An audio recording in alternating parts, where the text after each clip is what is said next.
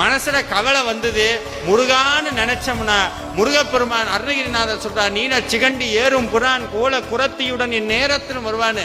எதுக்குடா அழுகிற, எதுக்கு அழுகிற, எதுக்கும் கவலைப்படாத. இந்த வேல் மயில் சேவல் கொடி 12 கை 12 கண்ணு 6 முகம் வள்ளி தேவையான இவ்வளவு அலங்காரத்தோட எதுக்காக வந்தேன், உனக்காக வந்தேன்னு சொல்லி நம்ம கூட பக்கபலமா நின்று சாமி கண்ணீரை துடைப்பார், கண்ணீரை துடைப்பார். கவலைப்படாது, சிரிச்சு சந்தோஷமா இருக்கு.